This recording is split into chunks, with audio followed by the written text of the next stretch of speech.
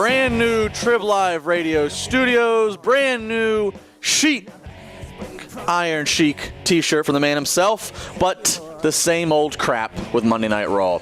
Pacing was terrible. We're rewriting the show as it's going. What are we thinking? We're following Night of Champions, okay? We're coming off a pay-per-view. That's usually easy. That's easy writing, all right?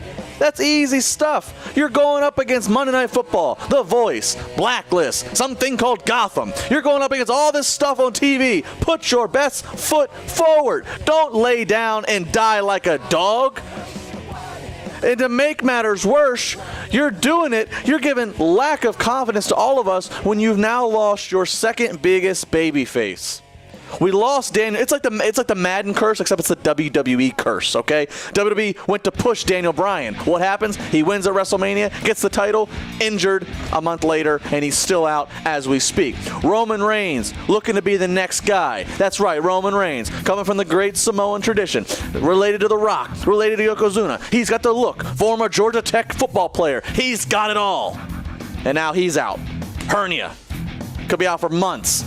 I mean, it is the dark days, and it's always darkest before dawn, but it is some dark days right now in WWE. Roman Reigns out. It couldn't come at a worse time, and let's talk just specifically about him real quick, because Roman Reigns is a guy who, once broken away from the Shield, they kind of had to restart some things with. Yes, he was still dressed in Shield garb. He was kind of viewed as the leader of the Shield by the time they broke up, but they had to rebuild him back into being his own guy. They had to build him for the first time ever as a single star. The guy who had the least in-ring experience out of his Shield compadres. The guy with the least talking ability. He's getting better. He was slowly getting there.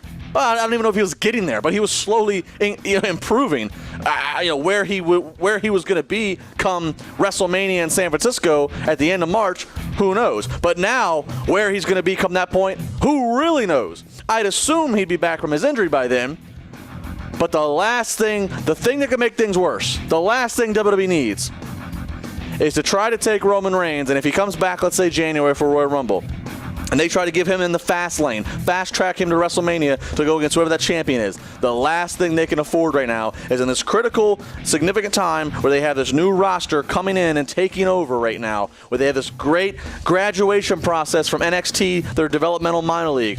This is a key time. The last thing they can have is to try to handpick, this is going to be our guy to lead the new generation, and it completely fall over flat. And Roman Reigns is not a guy who spent 15 years in the wrestling industry like Ambrose or Bryan or Punk or Seth Rollins. I'm not saying that makes those guys overall in the long run better than Roman Reigns, but what I'm saying is it makes it a tougher project to try to get Roman Reigns ready to WrestleMania level and to be the guy to carry the WWE flag. But right now, that WWE flag, I don't know how proud and prestigious it is. In fact, it might go good in the bathroom down the hall because we're out of toilet paper in stall number 2. 412-320-7925. We'll be back with your calls.